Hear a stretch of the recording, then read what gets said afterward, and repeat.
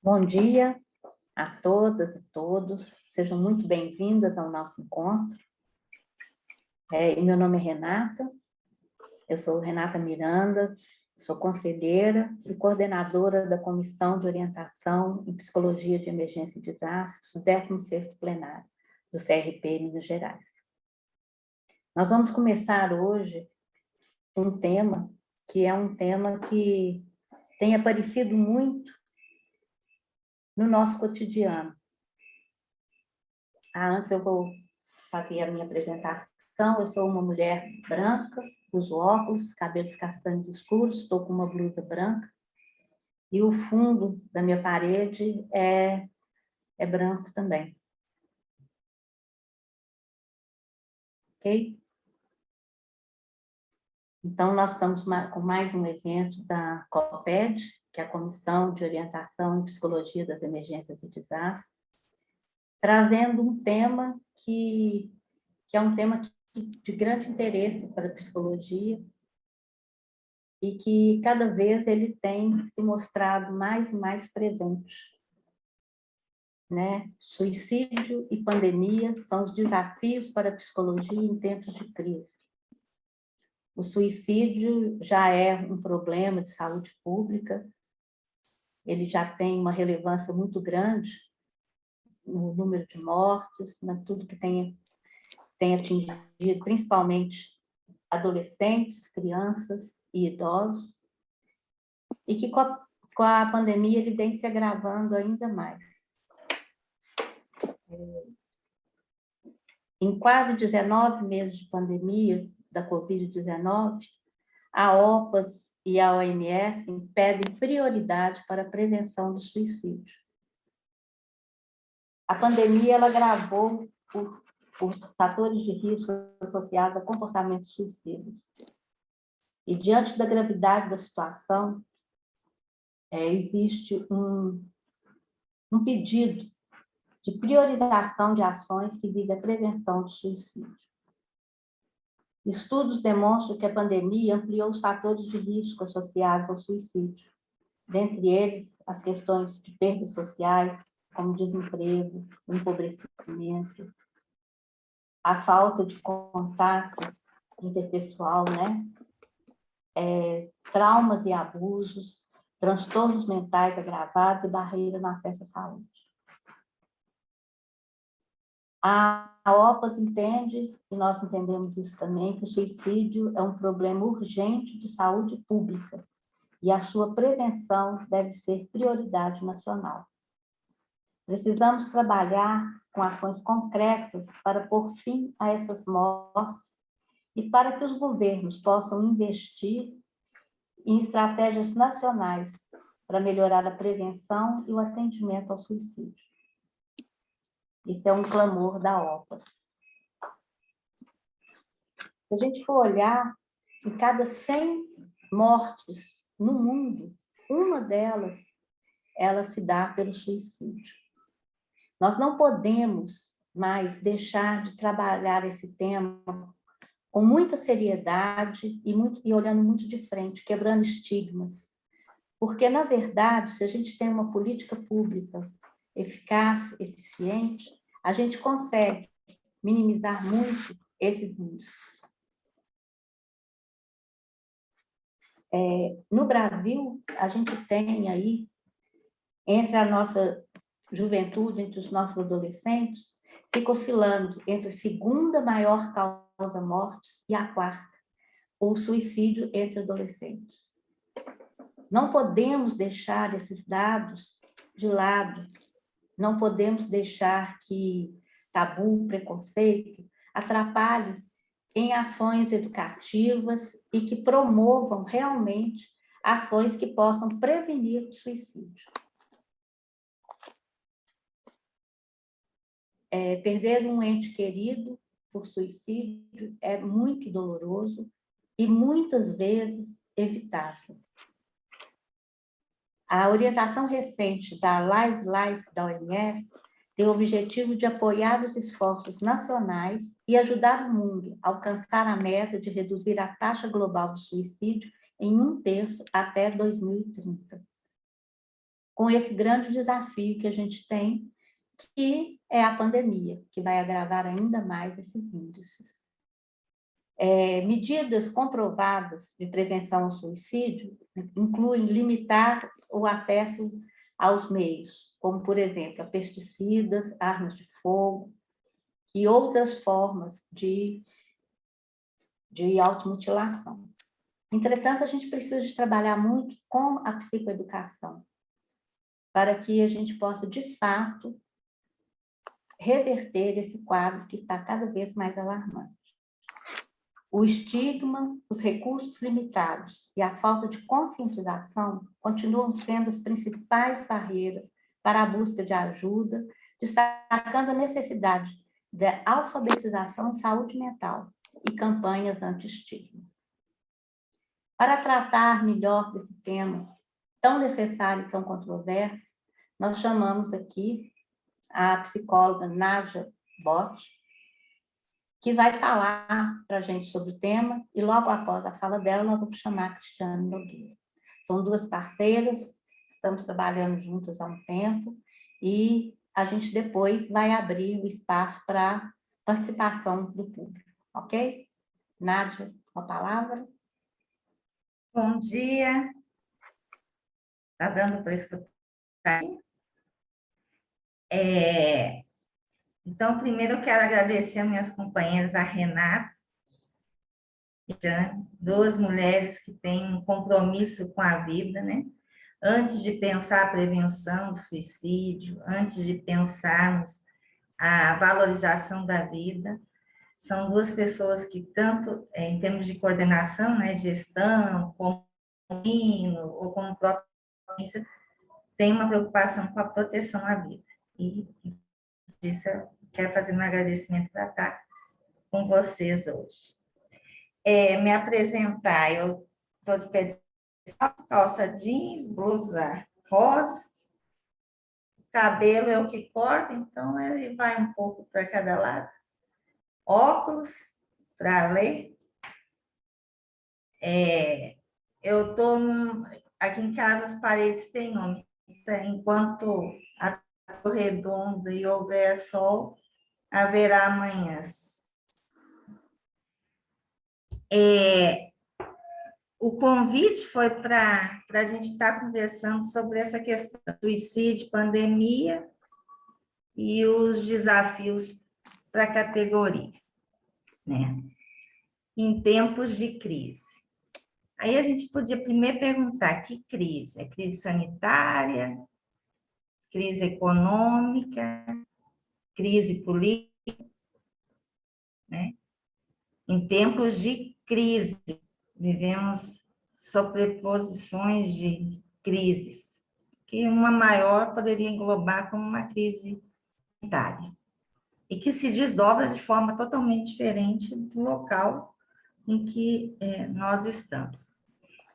Aí, se a gente pensar esse título, essa temática, né? O suicídio, a pandemia e o momento de desafios, foi mais ou menos assim. Organizei uma fala aqui para estar conversando. Então, o que é isso do suicídio e da pandemia? Primeiro, a gente poderia pensar que teria uma articulação, ou uma associação, ou uma relação. Quais os países no mundo que melhor tiveram enfrentamento com a questão da pandemia? Países que protegeram a vida, com várias medidas, né, econômicas, sanitárias, educacionais, de mídia, de comunicação, várias frentes. E aí a gente tem, né, a Suécia, Finlândia, principalmente, a Austrália, a Noruega, outros. Mas esses 4 países que também têm no enfrentamento ao suicídio. Países que têm uma política nacional de prevenção do suicídio, com monitoramento, com avaliação, com várias intervenções, e que conseguiram reduzir a mortalidade por suicídio, que significa também uma proteção à vida.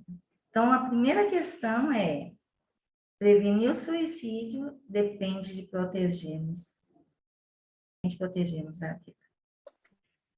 Aí, se a gente vai na história, que relação que a gente encontra, né? Se a gente pega lá o finalzinho do século XX,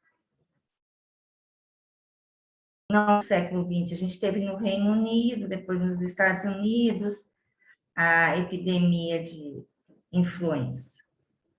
No momento mais próximo, né, intraepidêmico, nós não tivemos um aumento, mas pós-pandemia, as taxas apresentam um aumento crescente. Aí, se a gente pega mais próximo ao nosso tempo, né, vivido, a gente vai ver lá em 2003, Hong Kong, com a SARS, que também apresenta, né, esse registro pós-epidêmico de um aumento das taxas, ou, né, a própria Ebola na África, de 2000 e 2016, no momento interpandêmico, se sobrepõe o aumento das taxas e se mantém crescente após a epidemia. Aí, o ano passado, né, preocupações de quem estuda a temática da suicidologia foi fazer essa busca. E aí a gente teve, em outubro do ano passado, setembro ou outubro, acho que foi outubro, de 2020, o TEA faz uma ação mostrando, né, a relação entre emergências de saúde pública, que ele nomeia, relacionada à doença infecciosa, como a Covid-19, e a sua relação, né, com o suicídio, a morte em si, com as tentativas, ou com a ideação. E é interessante que nesse artigo, que foi um dos seminais, um dos primeiros a ser publicado, não afirma essa relação de morte por, né, por suicídio e pandemia. Ele aponta uma sugestão, da visão que ele faz, sugere. E, em contrapartida, se a gente acompanha a mídia, a gente já vai ver uma forte associação sendo veiculada. E sendo vinculada principalmente a diagnósticos. Um outro entendimento que é importante, além da proteção à vida, né, está relacionada ao suicídio, o suicídio como morte fala muito, muito mais da vida do que da morte. Né? Nesse sentido, a gente tem que ver o que o suicídio está falando em relação à vida. Porque se ele falasse em relação à morte, a gente estaria falando dos métodos, dos meios de perpetuação. E se a vida não cabe no diagnóstico, o suicídio, essa morte também não cabe no diagnóstico. Essa associação, esse enlace entre suicídio e doença mental, doença psiquiátrica, foi uma construção que nós, com várias intenções, se a gente pensar, que não favorece a proteção, muito menos a prevenção ao suicídio.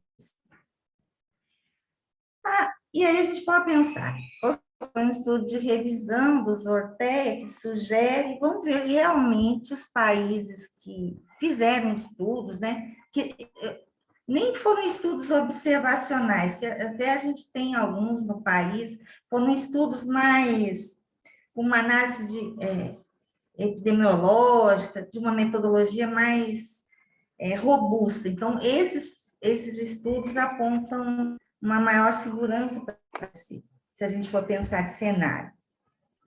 E aí a gente tem a Austrália, chama Jane Pirks, uma professora muito comprometida com a prevenção do suicídio. A Austrália, de uma forma geral, né? Política pública de prevenção fantástico.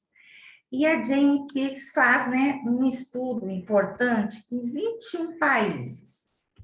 Países e regiões, né, porque tem o mesmo país, algumas regiões diferentes.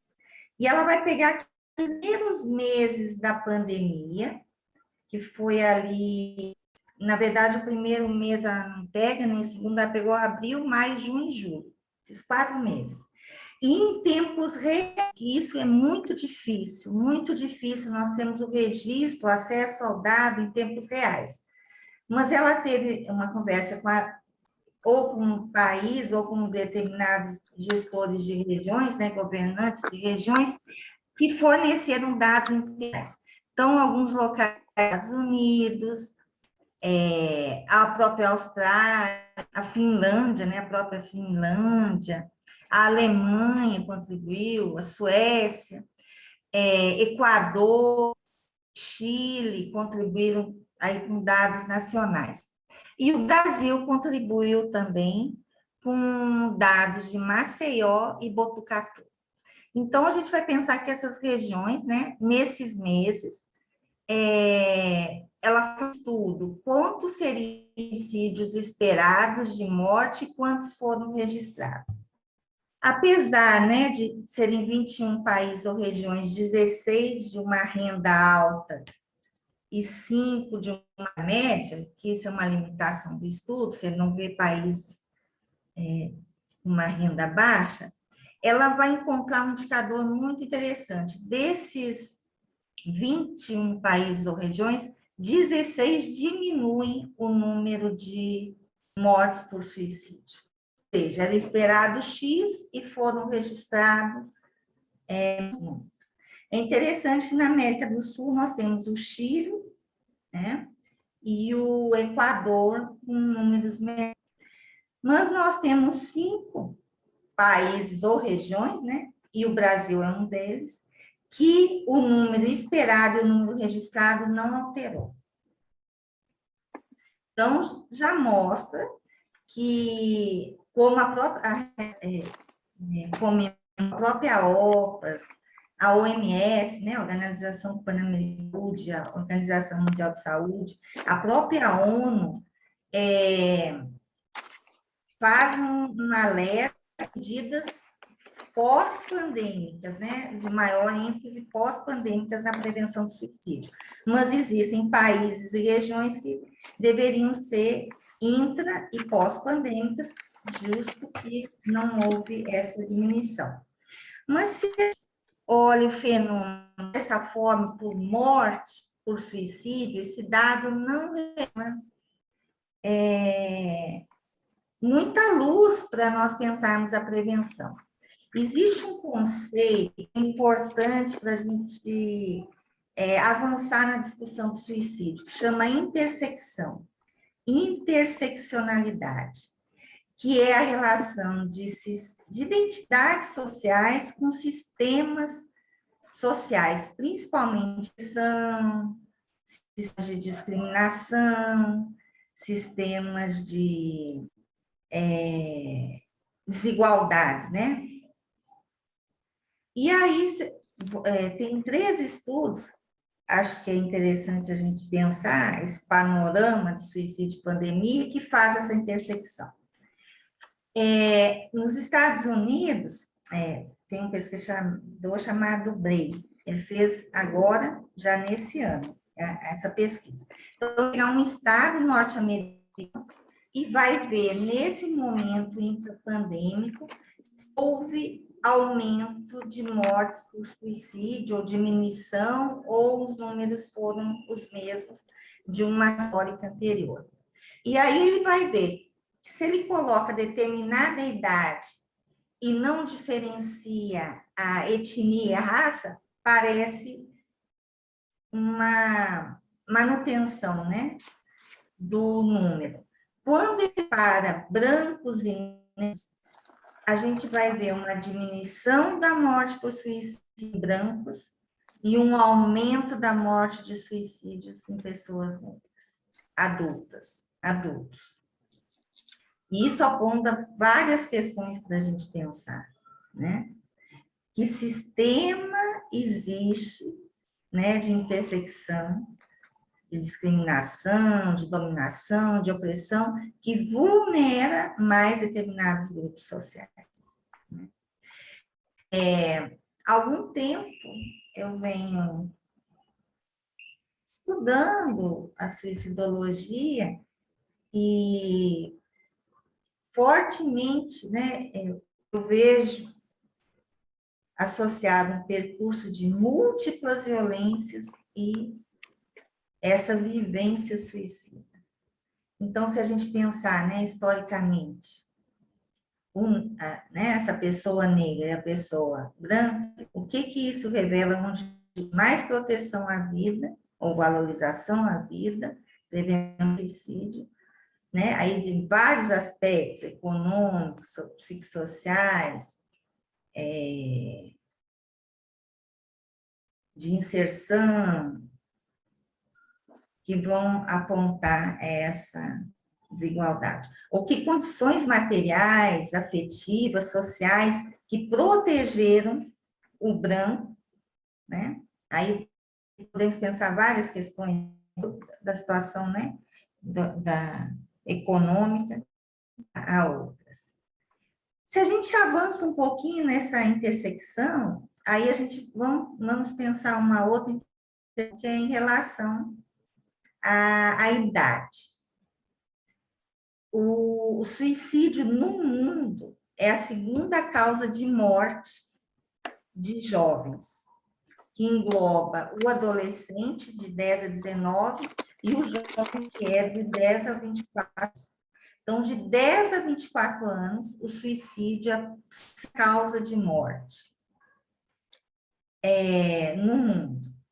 E aí, num estudo também, chama Azar, esse ano que ele fez esse estudo, ele preocupa justamente com essa adolescência, né, de 10 a 19 anos. E aí é interessante que ele percebe, né, com a pesquisa, suas análises, que ocorreu durante a pandemia, né, primeiro ano de pandemia, num estado norte-americano, uma diminuição da morte por Covid. Em contrapartida, ocorreu um aumento no número de tentativas, e em contrapartida ocorreu também maior registro de ideação suicida.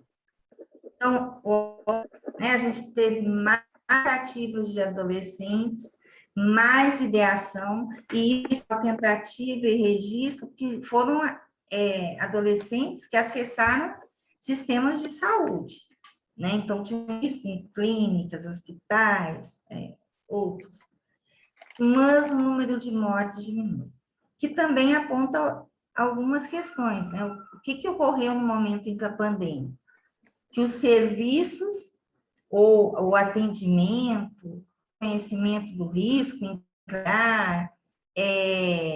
ou mais antecipadamente houve a intervenção que diminuiu o número de mortes. O aumento da ideação, em termos de registro, e o aumento de tentativas, né, em termos dos atos ocorridos, o que diz para... O que pode nos apontar? Houve maior acesso a sistemas de saúde? Então, são várias perguntas que nós precisamos ter muita cautela, porque o que nós mais estamos vendo é uma associação da pandemia e aumento do suicídio, né? Como se fosse para todos, em todas as idades, de todos os lugares, né? Que a gente vê que quanto menor proteção à vida, maior a possibilidade da morte por suicídio. Mas eu não queria terminar minha fala de forma angustiante, de desafios, e aí pensando, né, o tema da Associação Internacional de Suicídio, de 21 a 23. O tema é criar esperança em ato, né? Nós precisamos ter ações de esperança. E esse ano, a Associação Latino-Americana do Caribe de Suicidologia, um evento, né, o congresso bianual que nós temos, será em novembro, também tem como mote, né, como tema, esperança num continente de desigualdade. Aí, pensando nessa questão da esperança, não a esperança, né, placebo, que não ocorrerá, ou que diminuirá, né, a esperança placebo, que tudo bom, proposta, né, pelo Ailton Krenak. Pensando a esperança em ato, né, como um gesto viário, como é o conceito do Paulo Freire, com ações reais, vividas, que diminuem o suicídio, a gente tem um material muito, muito interessante que aponta algumas possibilidades. Agora, final de julho de 2021, a OMS, né, elaborou um guia, a Renata citou ele no início, eu fiquei muito feliz, um guia para a implementação de ações de prevenção do suicídio. Esse guia ele é muito interessante, porque ele divide, ele chama de livre, ele divide, né, em termos de principais pilares. Quais são os principais pilares? Né? Uma análise da situação, a gente precisa saber. A OMS sempre faz, né? Nacionalmente, regionalmente, mas eu acho que nós precisamos avançar em termos locais, porque nós não temos uma política pública nacional de prevenção do suicídio, e nós não temos uma política pública sanitária de proteção à vida. Então, vamos pensar. Então, que análise da situação nesse território, quais, em termos de taxa, de característica, de tentativa, de ideação, de morte, quem mais morre, quem mais apresenta ideação, quem mais acessa o serviço, quem mais apresenta relato, a gente precisa esse mapeamento, a gente precisa reconhecer essa situação. E aí, de boletim, isso ser notificado, não de forma alarmista, mas que se tornem indicadores para sabermos como intervir. Porque a intervenção, a prevenção do suicídio, ela se dá por intervenções específicas, né? Você tem em relação ao risco, em relação ao grupo social, em relação ao contexto cultural, você não tem uma forma de avaliar. Uma outra questão que é importante, as intervenções, elas, para ocorrer em termos da prevenção do suicídio, elas precisam ser ativas. Uma prevenção do suicídio, no Setembro Amarelo, não é uma prevenção do suicídio ativa, ela precisa permanecer no tempo e no espaço. Né? Uma capacitação, que é um outro pilar importante, ela precisa se manter ativa. Né? A OMS já tem estudo, a cada 2 anos, se você não repactua, né, o treinamento, a capacitação, a gente começa a perder o efeito, principalmente nos profissionais de saúde. Uma outra questão desses pilares é a colaboração intersetorial. Isso a gente sempre vê, né, essa preocupação. A gente precisa entender que a vida não refere-se só à saúde. Por isso, o suicídio não refere somente ao problema da saúde, nem um problema específico da saúde mental. A gente precisa ampliar isso. Os locais que associam, ou os outros setores, melhor falando, que associam o suicídio como um problema de saúde mental, não avançam. porque a educação não apresenta essa colaboração, a saúde, a segurança pública, a cultura, não se apresentam, né? Ou o terceiro setor. Então, quando nós pensamos nesse entendimento de que a vida, então a prevenção, a proteção à vida, a prevenção ao suicídio, depende de todos os sociais, nós vamos ter maiores respostas mais efetivas. Nessa própria publicação da OMS, tem duas experiências muito interessantes, que é pensar para setores, por exemplo, comércio. Eles treinaram, capacitaram garçons, cabeleireiros, que são pessoas que têm um contato íntimo com o público. Então, a gente precisa... Mas isso foi possível porque teve uma análise situacional antes que apontou esse público como um público importante para ser um ator na prevenção do suicídio. Então, essa colaboração multissetorial avança, nós paramos de pensar o suicídio, ou não reduzimos, né, a pensar o suicídio como uma questão de saúde mental. Se o suicídio é um problema de saúde pública pensa todos os setores envolvidos na promoção à saúde.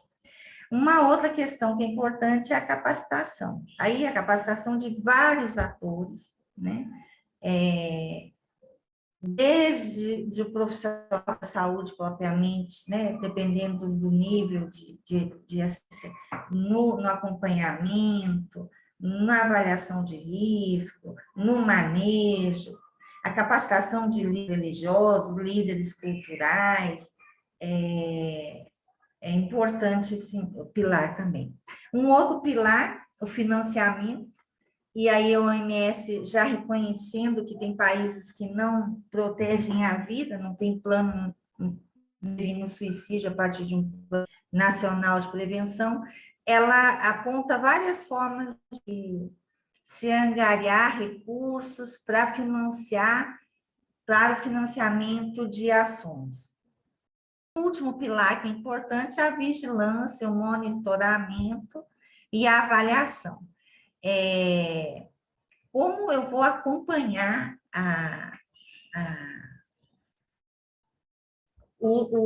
as intervenções e os riscos, né? A gente sabe que existe uma diferença entre a ideia suicida e quando se passa por uma vivência suicida do ato, né? Então, esse monitoramento, essa vigilância, esse acompanhamento, né? Eu falo vigilância, monitoramento, que são os termos da OMS, mas eu prefiro a ideia de acompanhamento, né?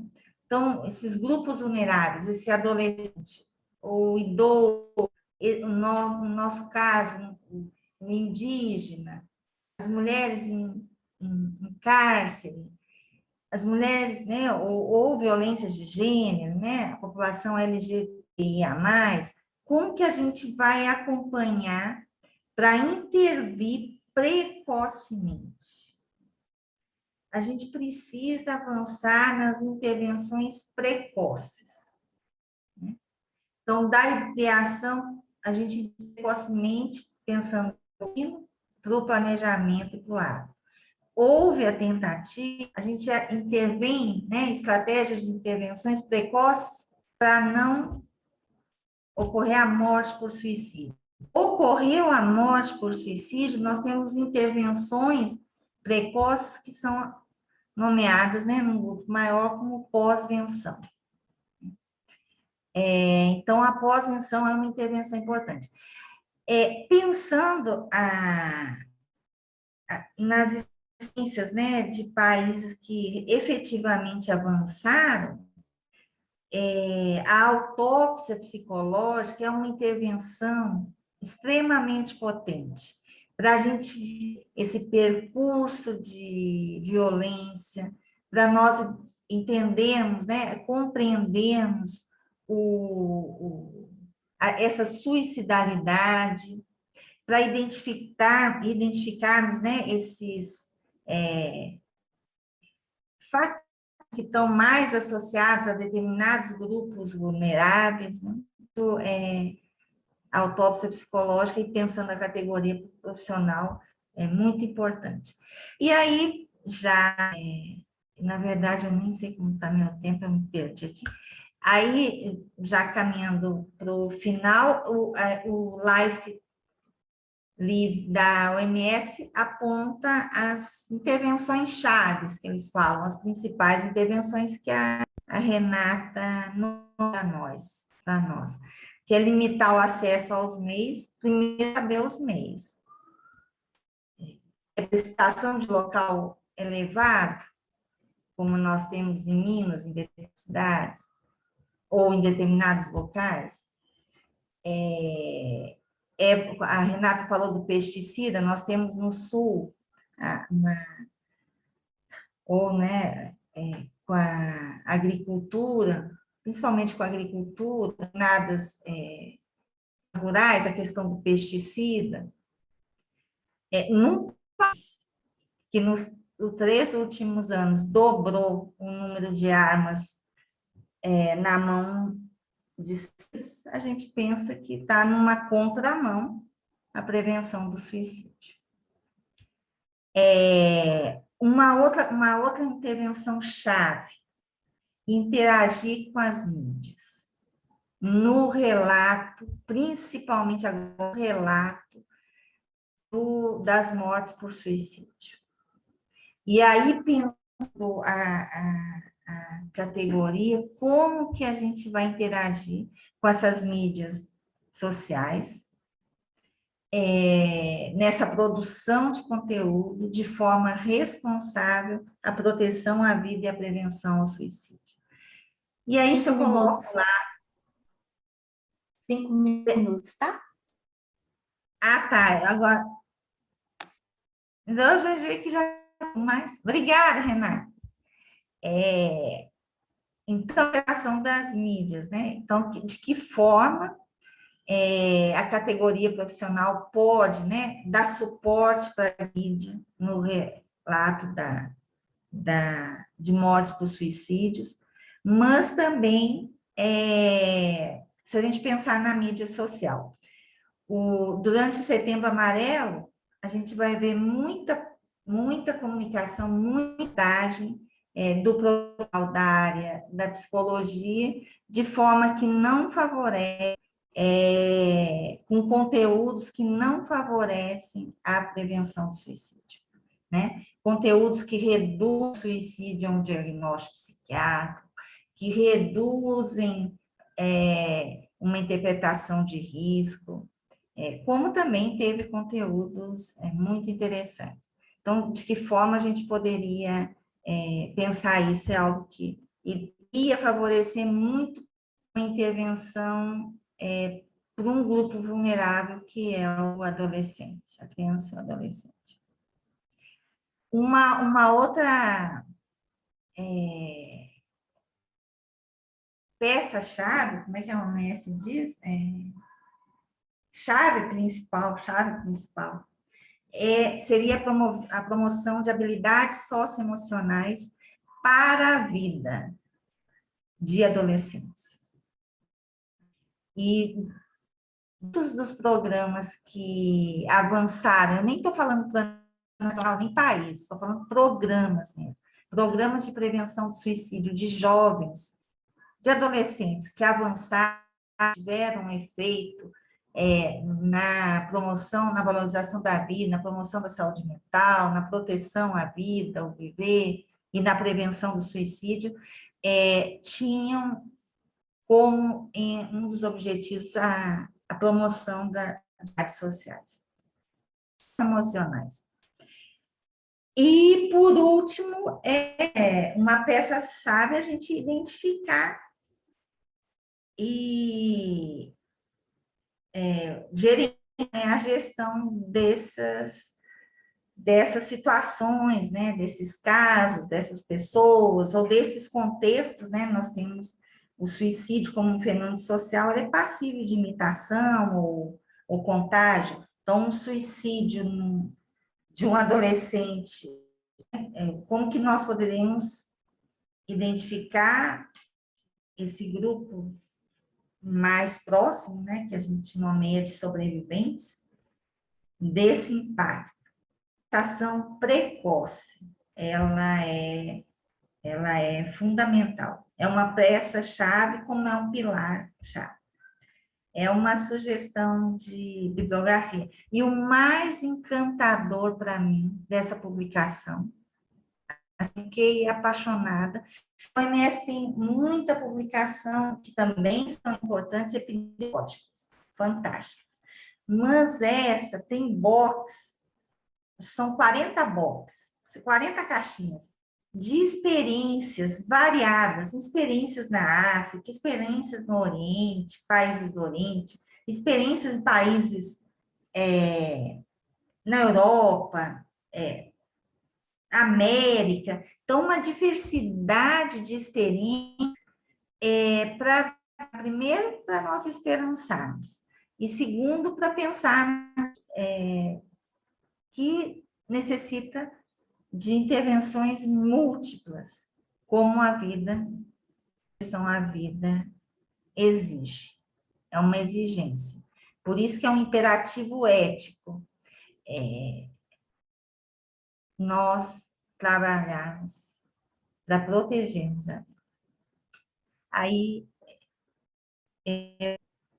final da fala.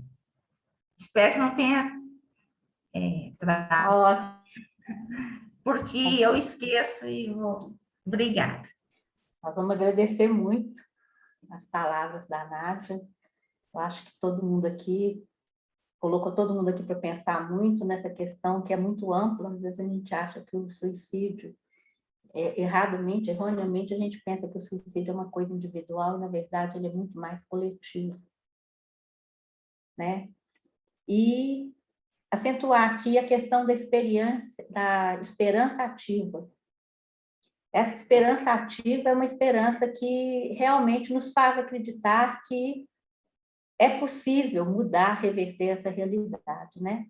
Não aquela esperança que a gente fica esperando que caia do céu alguma solução, mas uma esperança no sentido de estar mobilizando sociedade, mobilizando o poder público, mobilizando as várias instâncias para a gente tomar atitudes que realmente possam reverter essa situação que a gente se encontra hoje. Muito obrigada, viu, Nádia? E agora, nós vamos passar a palavra para a Cristiane Nogueira, que é uma grande parceira nossa também, dando continuidade aí a essas falas tão brilhantes. Eu estou aqui até coçando a cabeça, porque depois da Nádia eu não sei o que dizer. Mas vamos lá, ainda temos muito para dizer e para discutir. Então, né? Primeiramente agradecer o convite, a honra, né, de estar aqui com vocês. Acho que é muita responsabilidade, mas vamos lá. Eu fiquei aqui, né, escutando a Nádia, assim, né, muitos dados que a gente estuda, a gente trabalha juntas, assim, mas pensando em como que isso pode fazer sentido, né, para a nossa profissão, pensando que a gente terminou um Setembro Amarelo agora, né, já fizemos até uma avaliação assim, sobre os impactos, os efeitos, né, dessa campanha aqui no Brasil, como a gente vê as coisas, né, sendo conduzidas, e pensando aí nos próximos passos, né? Então, eu acho que a primeira coisa, eu acho que eu só vou validar, né, o que a Nádia disse, assim, pode ser que eu não tenha nada de novidade para dizer, né? Mas talvez tentar sublinhar e ampliar um pouco algumas coisas que ela trouxe, né? Então, a primeira é essa necessidade, né? Que é um imperativo de que a gente trabalhe de uma forma continuada com a prevenção do suicídio, né? Que a gente entenda que existe uma campanha, né? É controversa essa construção desse calendário colorido do Ministério da Saúde, né?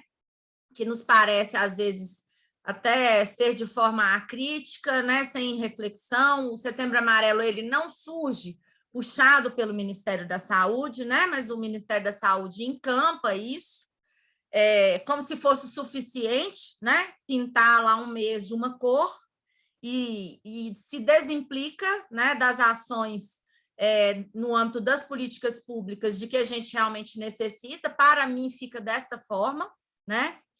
Então, primeira coisa é ressaltar que, independente das críticas, a gente tem no calendário, né, um mês para poder falar da prevenção do suicídio, né? Na verdade, tem um dia mundial, que é o dia 10, então não é o Brasil que criou isso, né?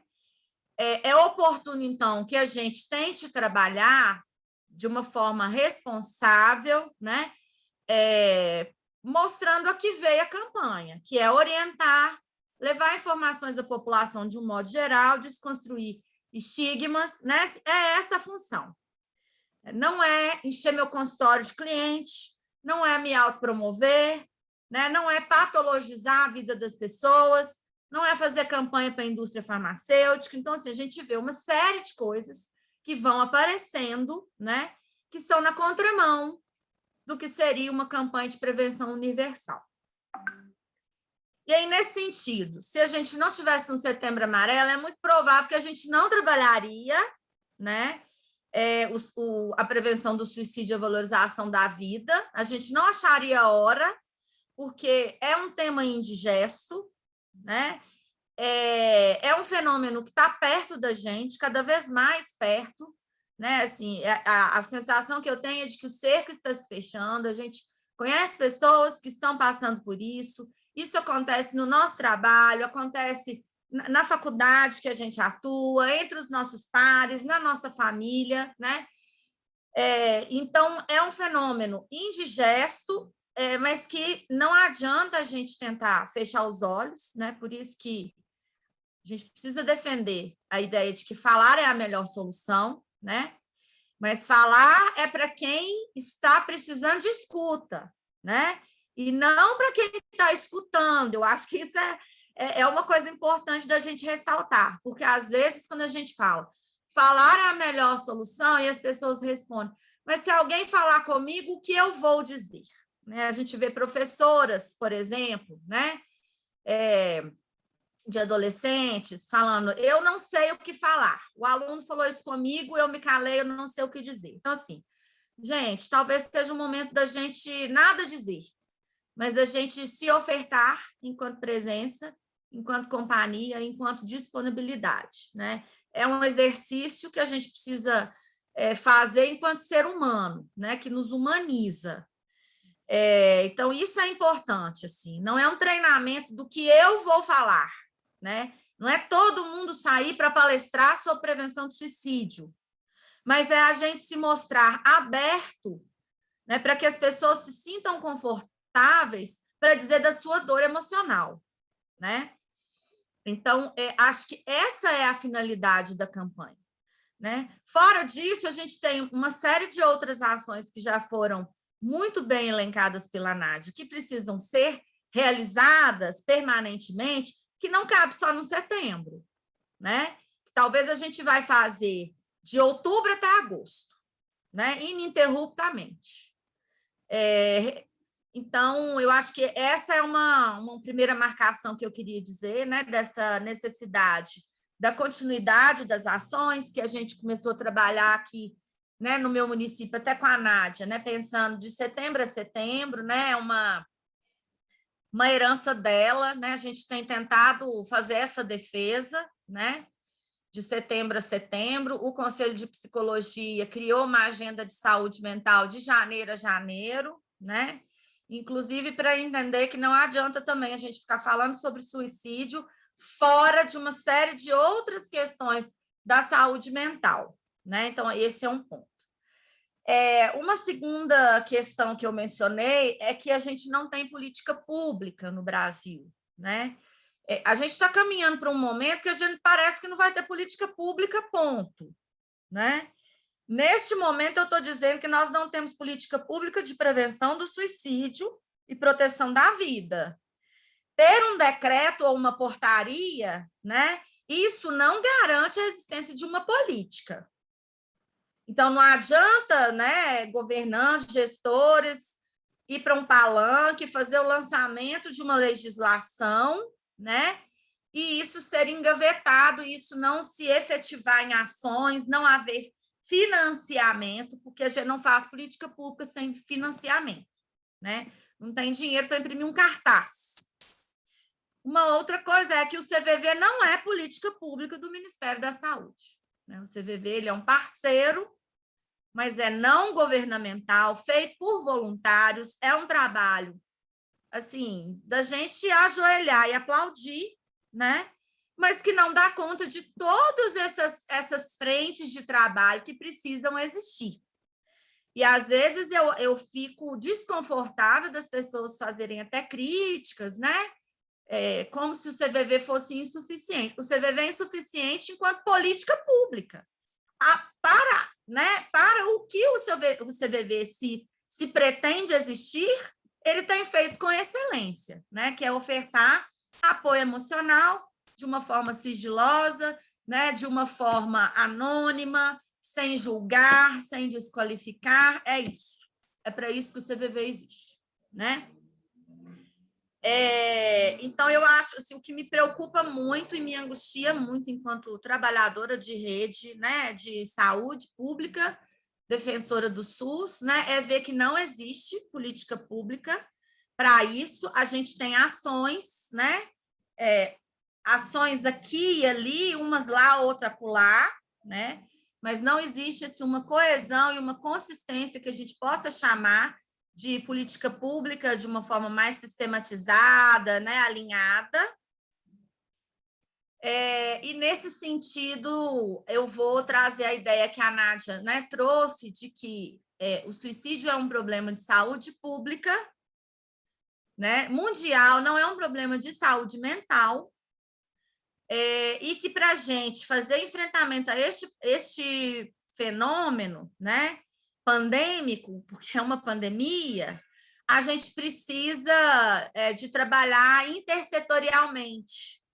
Então, só a saúde mental não dá conta, a saúde mental ela entra muito provavelmente na crise, né? Nas pessoas que já estão em sofrimento, precisando de acompanhamento, mas a gente precisa de ações de educação para a vida, né? Como já foi citado, né? Habilidades socioemocionais, isso precisa ser feito no âmbito da educação, né? A gente precisa de ações que sejam de lazer, de cultura, enquanto oferta de possibilidades de vida, né? De descoberta de aptidões, de profissão, inclusive de prazer, né? Assim, poder jogar uma bola, poder fazer uma aula de dança, né? O quanto que isso é protetivo para crianças e adolescentes, o próprio contraturno da escola, né? Que a gente sabe que não existe em número, né? Na maneira que a necessidade coloca. Então, assim, eu estou dando exemplos para a gente desfocar da coisa do tratamento, né? E entender que a gente promove e protege vida de uma outra forma, né? Quando a gente fica aí batendo na tecla de que os jovens, né, são os que mais se matam, parará, parará, o que a gente oferta para os jovens, gente? Como que constrói sentido de vida, né? Como esperançar junto com os jovens? A única coisa que tem é prateleiras e prateleiras de bebida, né? À vontade, né? Sem nenhuma restrição para venda. Meninos de 11, 12 anos entram em qualquer lugar, compram bebida alcoólica. Eu não estou fazendo apologia à cultura de abstinência, né? Mas eu acho que os jovens precisavam de ter espaço de opção e lazer, porque eles não têm escolha, né? Eles não são mais crianças, então, naquele parquinho, ali, aqui, não, né? No espaço de adulto também ainda não pode, então não. Eles ficam meio que num lugar de margem, de limbo, né? Isso me preocupa muito. Então, assim, a gente precisa de ofertar, né? praças de esporte que sejam acessíveis, né? Aulas de esporte, de profissionalizantes, cursos mais curtos, que não seja só Senai, né, gente? Assim, precisa ter uma pluralidade de oferta para que a pluralidade de públicos possa chegar, porque a gente está sempre ofertando as mesmas coisas, então a gente só contempla um recorte populacional, né? Tantos outros ficam de fora. Eu estou dando o exemplo da juventude, mas a gente pode pensar isso, né, para todas as faixas etárias, e aí a gente pode pensar todos os recortes, os determinantes sociais que a Nádia disse, né, que podem ser sentido de vida na existência, né, ou podem fazer sofrer, né, o sujeito no seu modo de existência. Eu acho que são questões para a gente pensar, né? Então, num país que não pode nem dar absorvente, né? Num país que a gente não pode nem discutir sexualidade, fica difícil a gente fazer enfrentamento das questões de gênero, né? Meninas não podem nem menstruar, assim. Isso, né? Eu acho que essa negativa, né, de não disponibilizar absorvente, assim, eu acho que isso tem tanta coisa por trás, assim, da condição do feminino, né, assim, que é muito sério, né? Se fosse para o homem, isso não seria feito dessa forma. Eu acho que a gente vai retrocedendo, né, nas condições de higiene, a gente retrocede nas condições de gênero. Tem as questões, né, da LGBTfobia, se a gente não pode falar de sexualidade, a gente não pode falar de orientação sexual, né? Então, assim, isso tudo, acho que a gente precisa discutir uma série de temáticas da vida para a gente entender o que faz as pessoas perderem o sentido de viver, né? Isso, para mim, tem ficado cada vez mais marcado, né? E eu realmente não me sinto confortável para fazer uma discussão do comportamento suicida no viés da biologia medicalizante, patologizante, né? Que a gente vai dar CID, a gente vai colocar uma categoria diagnóstica, né? Vai falar que o sujeito está doente e vamos tentar aí uma série de medicações para ver se aplaca, né? Ou se até anestesia essa dor, né? De existir.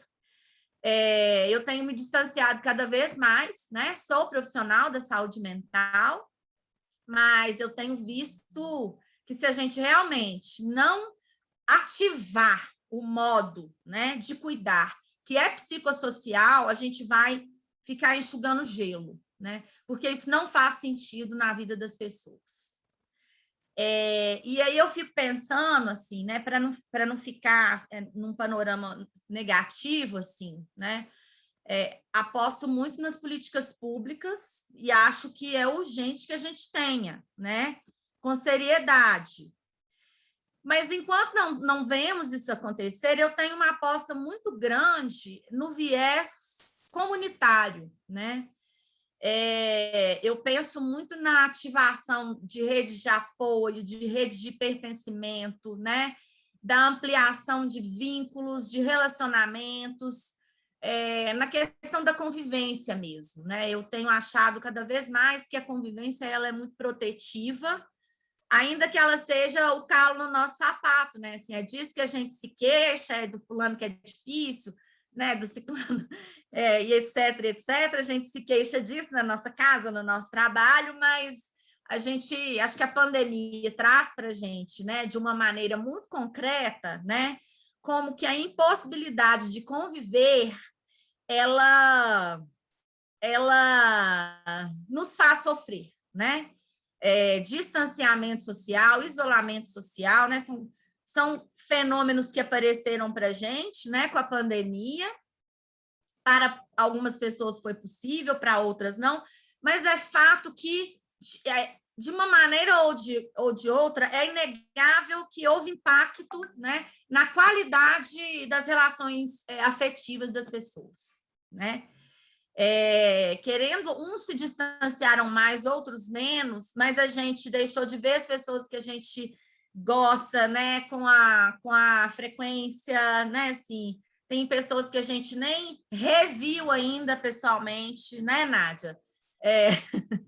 Então, assim, isso, né, ao longo dos meses, isso foi se tornando muito pesado, né? Assim, inicialmente a gente achou que ia ser 1 mês, 2 meses, mas eu acho que foi se tornando um carro de boi, né? Que a gente teve que ir carregando ao longo dos meses, né?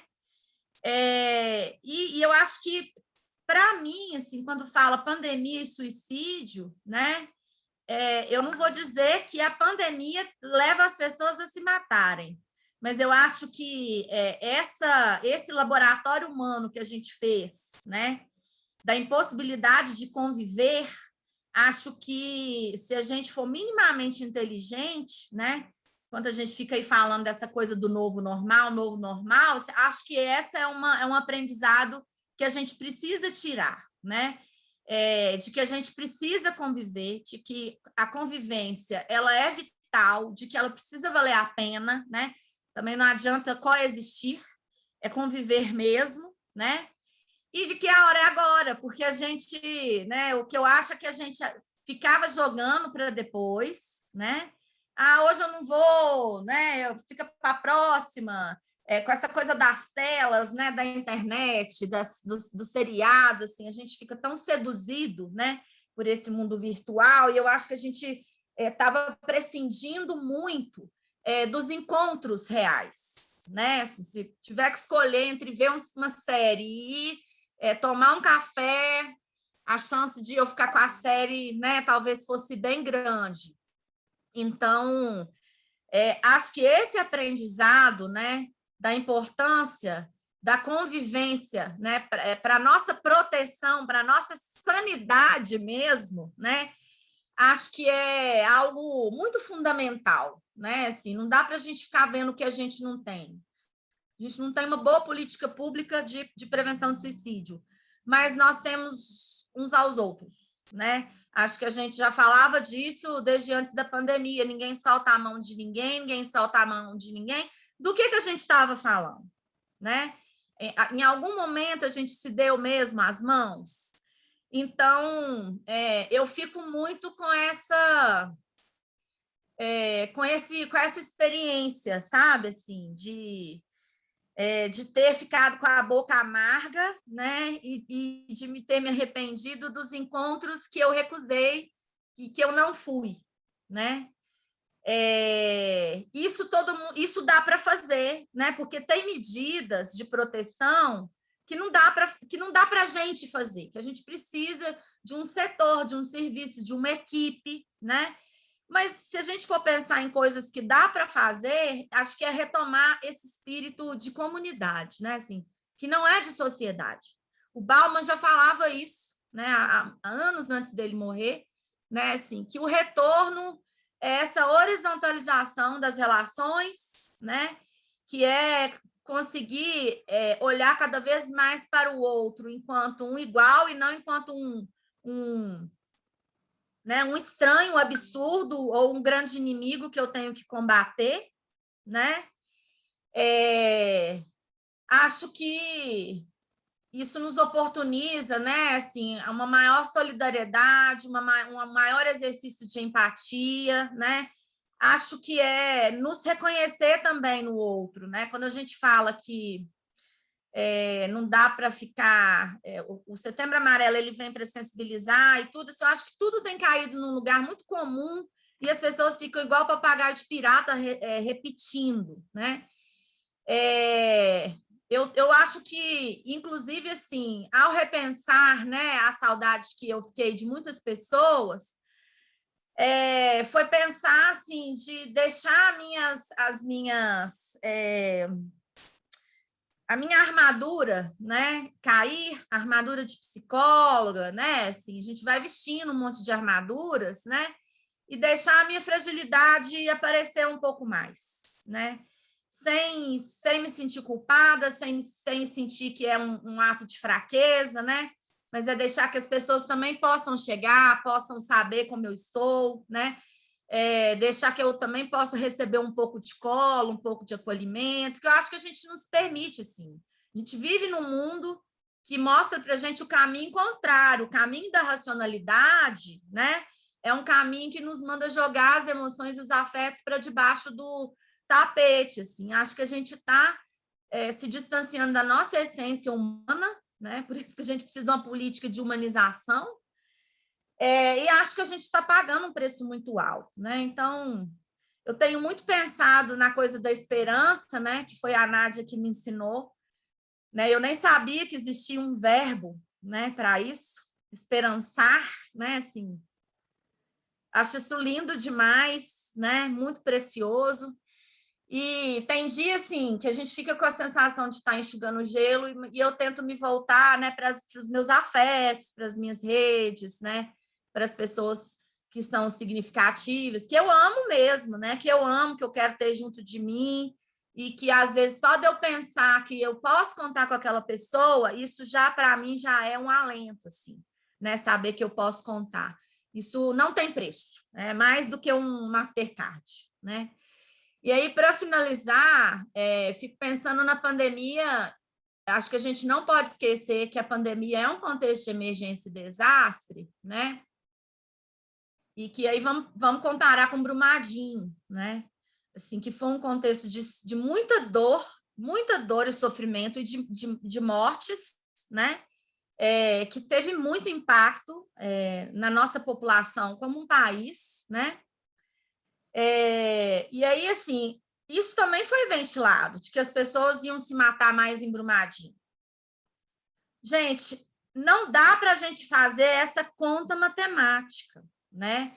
Um contexto de emergência e desastre, assim, vai mobilizar, vai fragilizar as pessoas, mas a gente precisa apostar que as pessoas têm recursos, né? As pessoas não estão ali com o copo vazio. Segundo, né? Será que é exatamente o desastre em si que subtrai das pessoas a vontade de continuar vivendo, né? Até onde a violação de direitos, né? Às vezes de forma reiterada, a não defesa dos direitos também pelos órgãos, a vulnerabilidade, né? A falta de pertencimento do território, a falta de pertencimento relacional, né? Não dá para a gente achar que acontece um trauma, é meia teoria do trauma, né? A pessoa acontece uma coisa, a pessoa está traumatizada e pronto, a cabeça dela agora fundiu, né? Não dá para a gente fazer essa leitura intrapsíquica somente, né? É uma vivência traumática? É uma vivência traumática, né? Mas essa teoria do trauma, ela não é suficiente para explicar, né, o porquê que as pessoas vão dar conta de se reorganizar, né, de reorganizar as suas vidas e seguir, né, ou não vão dar conta. Essa conta não está somente na mão delas. A pessoa tinha os recursos ou ela não tinha recursos, né? São recursos internos, são recursos externos, né? É toda uma mobilização que é feita, porque a gente vê a mobilização acontece, isso é força, isso é potência, né? Isso é movimento, isso é vida.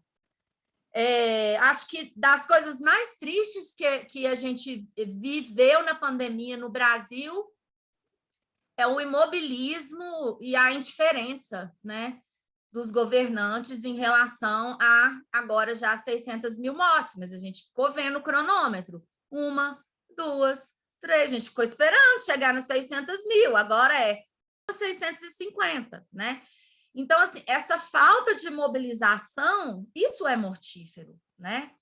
Assim, se a gente estivesse vendo muito movimento, que a hora que a coisa começou a mobilizar, isso deu outro ânimo, gente, né? Assim, a vacinação, ela deu ânimo não só porque ela em si protege, mas é porque a gente viu a coisa acontecendo, a gente viu os profissionais de saúde pôr na mão na seringa, né? A gente viu as pessoas podendo ir em direção a uma aposta de salvação, né?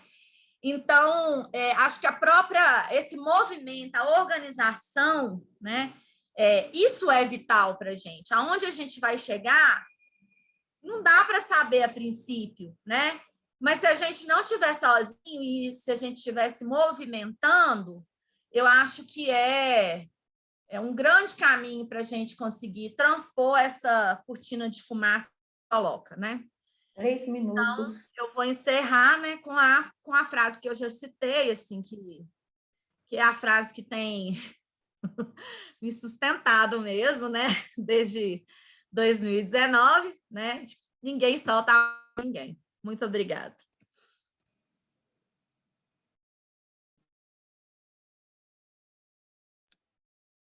Obrigada, Cris. Muito importante a sua fala, suas considerações, e ninguém soltar a mão de ninguém. É uma coisa importante mesmo, em qualquer situação, né? Com pandemia, sem pandemia. A gente está junto e sabendo que pode contar um com o outro, eu acho que faz uma grande diferença na vida de cada um e de todo mundo. Você colocou umas coisas aqui importantes que eu olhei, assim, são os políticos de prevenção, né? De prevenção de saúde, quando a gente trabalha com a questão da saúde integral, principalmente com essas faixas etárias mais vulneráveis, que é a criança, adolescente e idoso, como que isso ficaria e como que nós podemos realmente nos mobilizar para criar soluções locais, como a Nádia falou. Essa questão aí eu acho muito importante. A política pública é mais do que necessária, mas a forma como a gente lida, né, com cada um e com a nossa comunidade, ela é importantíssima e ela é decisiva para melhorar a qualidade de vida e a crença que a vida vale a pena. Talvez isso seja uma coisa para a gente estar pensando toda hora. E que, quando a gente fala, a gente tece, né, dá a mão. E quando o outro se afeta, eu também sou afetado, isso é uma coisa que a gente tem que estar sempre com isso em mente.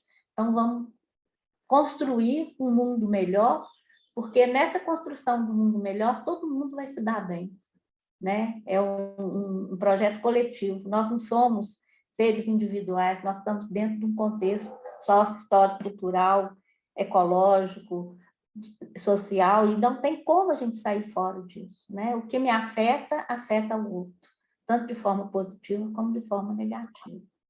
Eu acho que isso é o grande ensinamento que a humanidade tem que ter, de fato, para poder amenizar vários males, né, que a gente vem vivendo hoje em dia.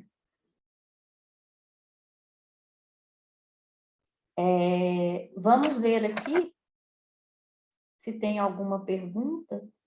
Só um minuto que eu perdi aqui, gente, eu vou pegar, tá?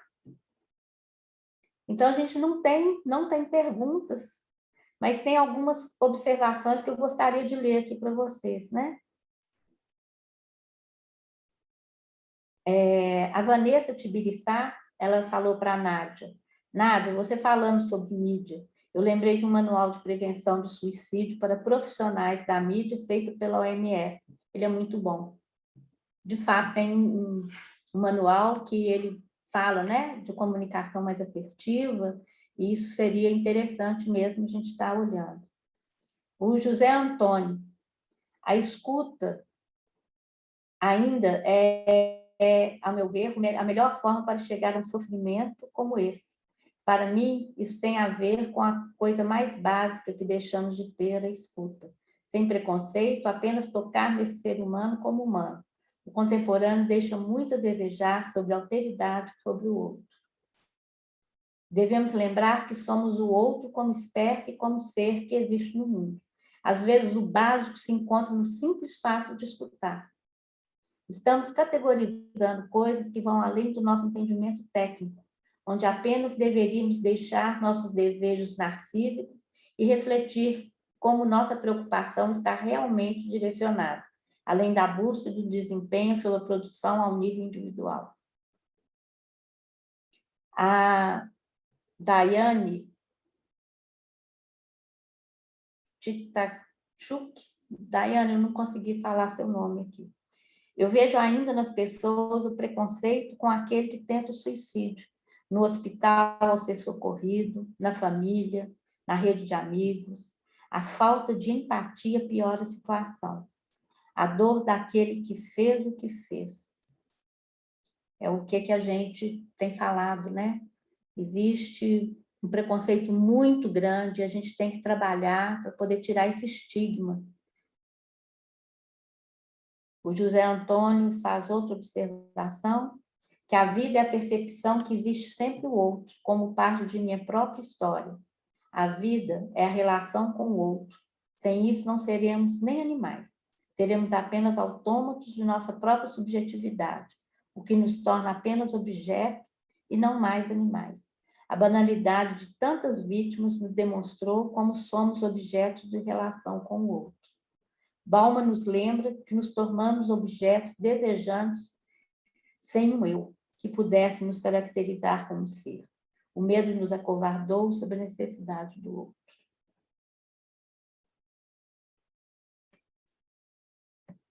Parece que a Flávia Alves está passando. Cristiane, você acredita que a participação do psicólogo nas escolas é um meio de orientar os adolescentes na valorização da vida e prevenção contra o suicídio? Então, vai uma pergunta aí para a Cris. Ai, é difícil a gente falar do quintal do outro assim, porque minha área de atuação é outra, mas eu na minha cabeça, né, eu entendo que o psicólogo na educação, ele não tem que ser clínico, ele não tem que fazer diagnóstico, ele não tem que botar diagnóstico de TDAH, de TOD, né, assim, acho que o profissional precisa se recusar a esse lugar, que é o lugar que a gente é chamado, convocado, né? Eu acho que não vai ser fácil e simples essa entrada, e acho que um dos trabalhos, né, que o profissional da psicologia pode fazer, né, é a valorização da vida. Né? Eu acho que valorização da vida trabalhando uma série de atravessamentos mesmo, né? Como eu já disse, sexualidade, as questões de gênero, a questão da violência, né? Pensando inclusive o bullying, relação com os pares. Eu acho que tem uma série de temáticas, né, que hoje estão, né, cada vez sendo mais discutidas, que precisam ser trabalhadas no coletivo, não é individualmente, né? E que, ao fazer esse trabalho na instituição, né, de educação, eu entendo que a gente está trabalhando pela valorização da vida.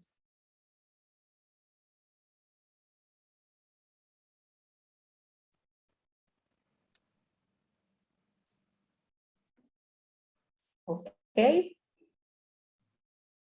Nádia quer complementar?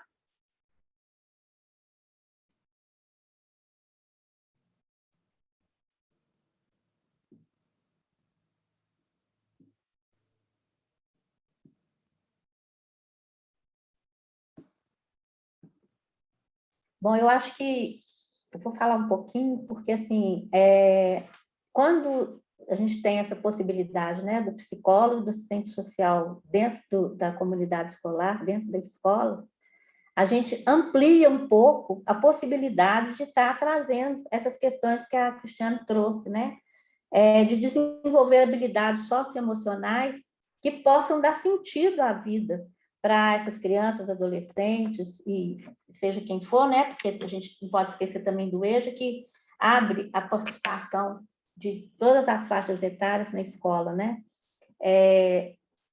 Isso é muito, muito, muito importante e eu acho que é alentador. Eu trabalhei muitos anos com um programa junto a crianças, adolescentes, famílias e comunidade, justamente promovendo atividades que pudessem dar um sentido para a vida. E o resultado que a gente tinha na época assim, era muito satisfatório. A gente trabalhava esses temas controversos, a gente abria para o diálogo, a menina podia menstruar sem ter assim, tanto problema com isso, né? A gente tinha que lutar, sim, contra o preconceito, contra as dificuldades, mas dando essa abertura, as coisas ficavam mais simples. E a possibilidade dessas crianças e adolescentes terem êxito, elas aumentavam muito.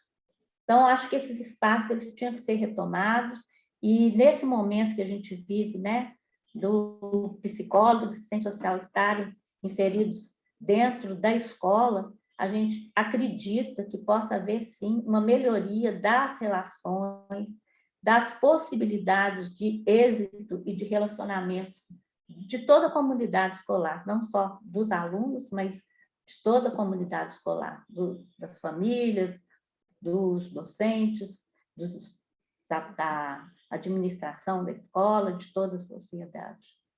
Isso eu acho muito bom. Então, gente, acho que não tem mais nenhuma pergunta. Eu queria falar uma coisa aqui. Então, fala. A Nádia falou da importância de orientar a mídia, né?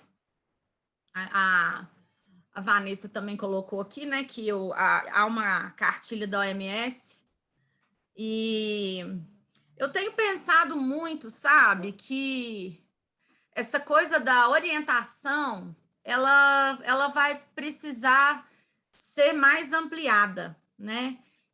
Eu acho que a gente usar essa cartilha só, por exemplo, para jornal, né? Jornal e jornal escrito, jornal falado, né? Enfim, assim.